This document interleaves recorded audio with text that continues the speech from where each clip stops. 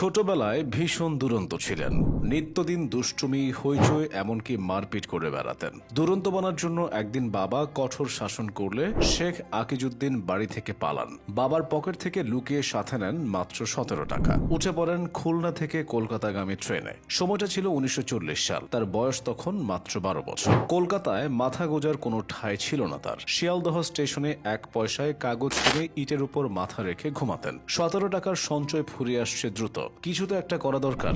একদিন বড় বাজারে দেখলেন নিলামে কমলা লেবু বিক্রি হচ্ছে।